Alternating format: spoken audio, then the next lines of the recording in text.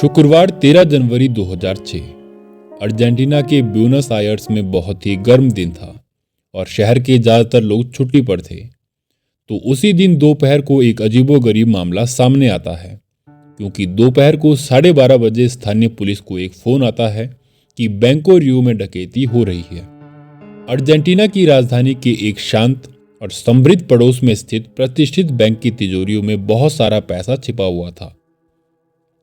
Police अधिकारी घटनास्थल पर पहुंचे तो पाया कि बैंक के अंदर 4 चोर और 23 बंधक थे। उन्होंने बैंक की परिधि को सुरक्षित कर लिया, यानी कि बैंक को बाहर से घेर लिया। बैंक से बाहर निकलने के केवल 2 संभावित रास्तों की निगरानी की गई और दोपहर के अधिकांश समय तक लुटेरों से बातचीत की गई। और बातचीत करने के बाद चोर अचानक चुप हो गए। शाम 7 बजे पुलिस अधिकारी बैंको रियो में घुसे और एक हैरान कर देने वाला दृश्य देखा। बंधक जीवित थे और स्वस्थ थे। लगभग 150 सुरक्षा जमा बक्से जबरन खोले गए थे और उसमें से सामान निकाला गया था और लुटेरे वहां से भाग गए थे। चोरों का कोई निशान नहीं मिला और कोई भी खिड़की टूटी हुई नहीं थी और पूरे समय पुलिस ने बाहर निकलने के रास्तों पर नजर रखी हुई थी।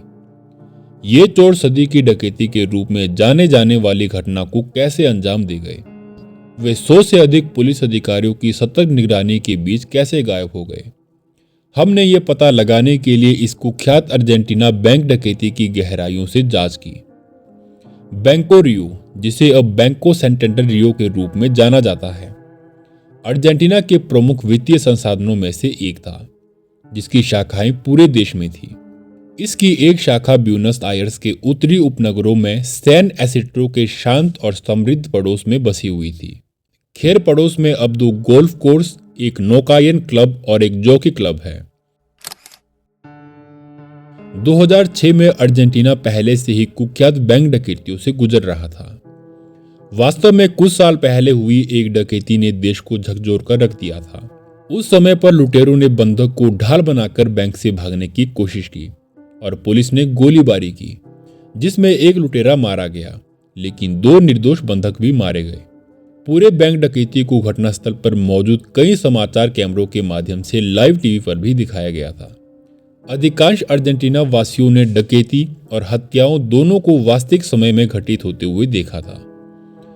पूरा देश सदमे में था और रामालो मामले के परिणाम स्वरूप 2006 के बैंको रियो डकैती में पुलिस बैंक डकैती के दौरान घटनास्थल पर पहुंचने पर कठोर कार्रवाई करने में अधिक अनिच्छुक थी। तो उस दिन भी पुलिस अपनी हर कोशिश में जुटी हुई थी और आराम आराम से आगे बढ़ने की कोशिश कर रही थी, ताकि किसी भी बंधक को कोई परेशानी ना हो। फिर भी वो जल्दबाजी में नहीं थे, क्योंकि उन्हें लगा कि उन्होंने चोरों को फंसा लिया है और उन्हें घेर लिया है। घटनास्थल पर 100 से अधिक अधिकारी दिखाई दिए और बैंक के हर सुविधाजनक स्थान पर जहां कोई समाचार फोटोग्राफर नहीं था, वहां एक स्नाइपर ने कब्जा कर लिया था। बैंक के निकास द्वार ढके हुए थे। चोर कहां जा सकते थे?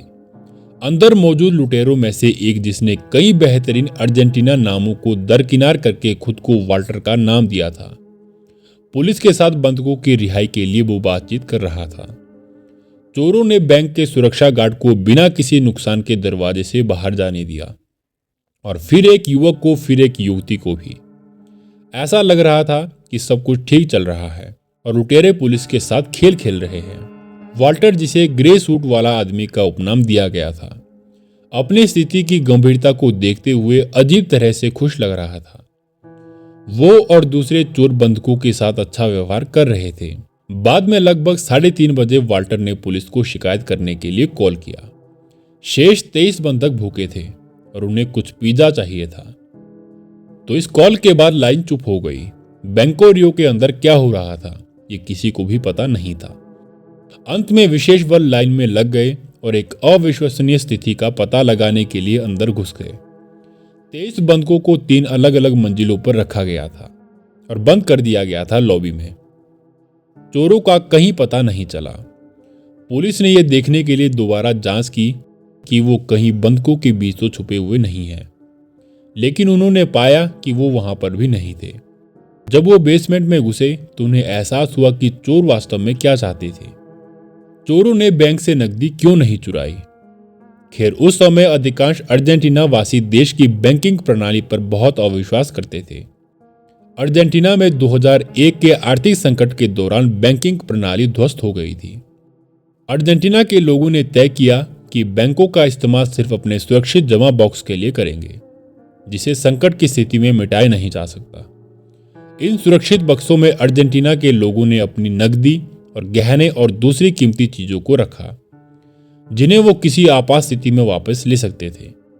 ये देखते हुए कि सैन एसिड्रो एक असाधारण रूप से समृद्ध पड़ोस था, बैंको रियो की इस विशेष शाखा ने सुरक्षित जमा बक्सों में बहुत ज्यादा धन रखा था। अधिकारियों को कई बक्से जबरन खोले जाने के बाद उन्हें चोरों द्वारा छोड़े गए कुछ ही सबूत भी मिले। एक बैटरी पैक, एक उपकरण जिसके बारे में पुलिस ने माना कि ये बक्से को तोड़ने के लिए इसका इस्तेमाल किया गया था, और खिलौनों की बंदूकों की एक कतार। ये सही है कि लुटेरों ने असली हथियारों का इस्तेमाल किए बिना ही इस महायुद्ध को अंजाम दिया था। पुलिस को जो आखिरी चीज मिली वो शायद सबको हैरान कर देने वाला था, और एक ऐसा सबूत था जो कि एक बहुत ही घिनौना सबूत था। लुटेरों ने किसी तरह का एक काव्यात्मक बयान देने की कोशिश करते हुए एक नोट छोड़ा, जिसमें लिखा था कि अमीर लोगों के इलाकों में बिना हथियारों या शिकायतों के ये सिर्फ पैसा है, प्यार नहीं। पूरे देश में अर्जेंटीना के लोग, जिनके पास उस समय नेटफ्लिक्स नहीं था, अपने टेलीविजन पर घंटों तक पूरी डकैती को देख रहे थे। अर्जेंटीना में लोगों की राय और अफवाहों ने लुटेरों को लगभग तुरंत रॉबिनहुड जैसे लोक नायकों के रूप में चित्रित किया। आखिरकार उन्होंने अमीरों से चोरी की थी, किसी को नुकसान नहीं पहुंचाया था। खैर, सदी की सबसे बड़ी डकैती के पीछे का मास्टरमाइंड फर्नांडो अराउजो नाम का एक आदमी निकला।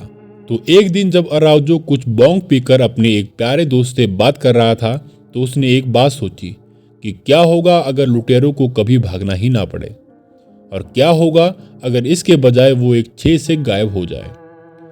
तो अराउजो के दोस्त सेबेस्टियन गार्सिया बॉस्टर ने सहमति जताई कि ये पागलपन भरी डकैती हो सकती है, फिर भी एकदम सही योजना लगती है। हालांकि उसने अपने दोस्त के सिद्धांत पर ज्यादा ध्यान नहीं दिया, क्योंकि बॉस्टर ना तो कोई अपराधी था और ना ही किसी गंभीर वित्तीय संकट में था। साथ ही ज्यादातर लोग बड़ी बड़ी योजनाओं को गंभीरता से नहीं लेते हैं। बॉस्टर की एक पत्नी और बच्चा था, और वो मशीनी कामों में रुचि रखता था। पैसों के लिए ज्यादातर छोटे इंजनों की मरम्मत करता था और आविष्कारों के साथ छेड़छाड़ करता था। दूसरी ओर अराउजो बिलों का भुगतान करने के लिए भी कभी कभी मार्शल आर्ट सिखाता था, और पैसों के लिए मारिजुआना की खेती भी करता था। वो एक स्वतंत्र कलाकार था जो हाल ही में हुए ब्रेकअप से जूझ रहा था, जैसा कि कई स्वतंत्र कलाकार करते हैं, नाटकीय ढंग से। उसने फैसला किया कि उसे अपने निजी स्थान से दुनिया को हटाने की जरूरत है, तो इसलिए उसने अपने मकान की खिड़कियों को काला कर दिया, और जब भी उसका मूड होता था तो वो अक्सर गांजा पीता था। हमेशा कम खाने और संभवतः विटामिन डी की कमी के कारण अराउजो अजीबोगरीब विचारों की ओर आकर्षित होता था। उसका सबसे बड़ा जुनून बैंक डकैती था। उसका लक्ष्य अन्य काल्पनिक और वास्तविक लुटेरों द्वारा की गई गलतियों का निरीक्षण करना था। 2004 में अराउजो को आखिरकार एहसास हुआ कि उसने न केवल एक योजना बना ली है, बल्कि उसे अपने दोस्त बॉस्टर के यांत्रिक और तकनीकी ज्ञान की भी मदद की जरूरत है। बॉस्टर इस विचार से बहुत नाखुश था। वो जानता था कि बैंक में सेंध लगाना ज्यादातर लोगों की सोच से ज्यादा मुश्किल है, क्योंकि उसने कुछ समय के लिए बैंक में पार्ट टाइम काम किया था। हालांकि वो इस बात से भी नाराज था कि उसके पिता और दादा ने बैंकों को पैसे सौंपे थे, और फिर आर्थिक मंदी के दौरान वो सब खो दिया था। तो इसलिए वो कई लोगों की तरह बैंकरों से नफरत करता था। जब अराउजो ने बॉस्टर को गारंटी दी कि किसी को चोट नहीं लगेगी, वास्तव में उसके पास असली हथियार भी नहीं होंगे, बॉस्टर योजना से सहमत हो गया और काम पर लग गया। तो वो सदी की डकैती के लिए वास्तव में तैयारी का काम करने लगा।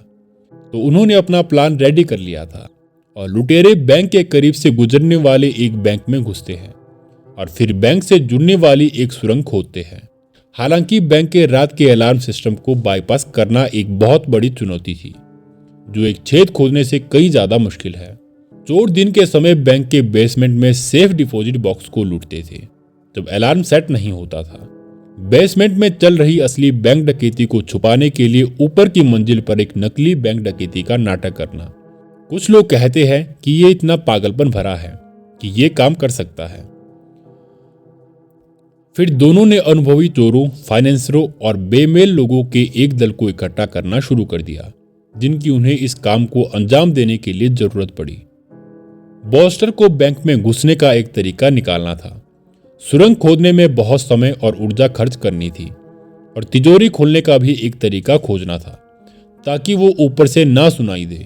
बॉस्टर ने एक अन्य बैंको रियो शाखा में एक तिजोरी किराए पर लेने का फैसला किया, ब्रांड का नाम नोट किया और उन्हें खोलने का सबसे अच्छा तरीका निकाला। खुद ही उसने सारे बक्से मंगवाए। उन्होंने निष्कर्ष निकाला कि ताले को छेदने वाला जैक हैमर काम करेगा और इससे शोर भी नहीं आएगा। उन्होंने एक जैक हैमर बनवाया जिसे टुकड़ों में बैंक में ले जाया जा सकता था, वहां जोड़ा जा सकता था और फिर अलग अलग किया जा सकता था। डकैती की सुबह 7 लोग कॉफी के लिए मिले, क्योंकि जाहिर तौर पर बैंक लुटेरों को भी अपना दिन शुरू करने के लिए कैफीन की जरूरत होती है और फिर सदी की सबसे बड़ी डकैती शुरू करने के लिए वो बिखर जाते हैं। बॉस्टर भूमिगत बैंक की ओर जाने के लिए तूफानी नालियों की ओर चला गया और जूलियन भागने की कार को पहले से तय बैठक स्तर पर ले गया। विटेटे और लुइस नामक एक रहस्यमय व्यक्ति ने चोरी की गई कार को बैंक के नीचे गैरेज में ले गया, जबकि बाकी लोग एक और चोरी की गई कार को बैंक में ले गए, जिसमें बेटो ने एक खिलौना बंदूक लहराई जो उसने उस सुबह अपने 9 वर्षीय बेटे से चुराई थी। चौंकाने वाली बात यह थी कि यह काम कर गया और बैंकों में मौजूद सभी लोग तुरंत फर्श पर गिर गए।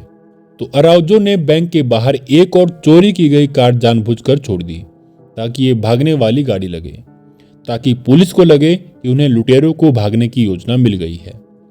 तो इसी बीच बॉस्टर उस सुरंग तक पहुंच गया था जिसे उसने खोदा था और बैंक के नीचे अंधेरे में आराम कर रहा था। डॉक्टर नीचे गया, बैंक को बॉस्टर की सुरंग से अलग करने वाली तहखाने की दीवार को तोड़ दिया और बॉस्टर को डकैती में मदद करने के लिए अंदर जाने दिया। बैंक के अंदर किसी को भी इसकी जानकारी नहीं थी। तो ऐसा इसलिए था क्योंकि लुइस और बेटो ने पहले ही बंदूकों को काबू में कर लिया था और उन्हें अलग थलग कर दिया था। तो फिर विटेटे ने पुलिस से निपटने के लिए वाल्टर का व्यक्तित्व धारण किया, जो अभी अभी आई थी, ताकि पुलिस को यह विश्वास हो सके कि लुटेरे एक गलत डकैती में पकड़े गए हैं।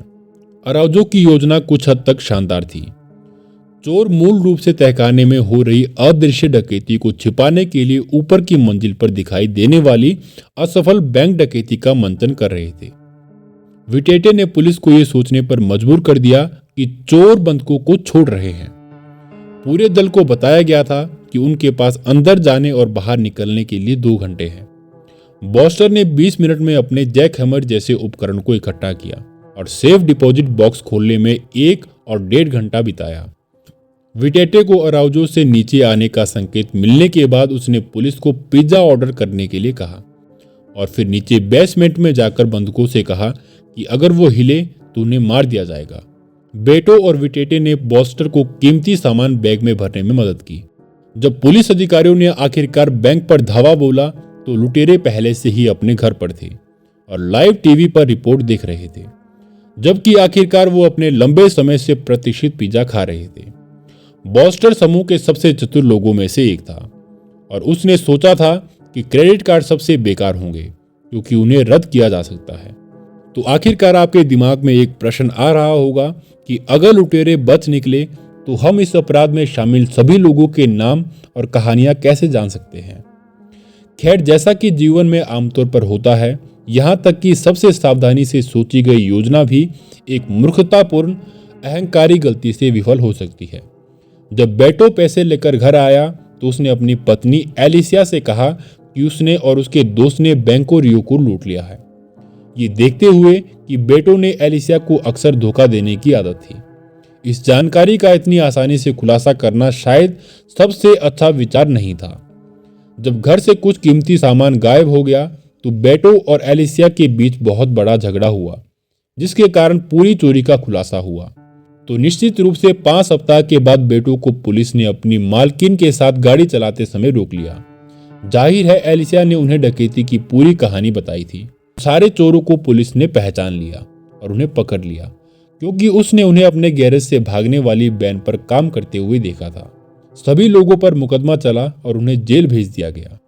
हालांकि अब तक उसमें से अधिकांश लोगों को रिहा कर दिया गया है और संभवतः वो अभी भी बेटों से नाराज है, क्योंकि वो अपने मन पर संयम नहीं रख पाया। अगर आपको ये स्टोरी अच्छी लगी हो तो कमेंट बॉक्स में अपनी राय जरूर दें। तो फिलहाल के लिए इस वीडियो में इतना ही। मिलते हैं आपको एक और क्राइम कहानी के साथ। तब तक के लिए धन्यवाद। Thank you so much.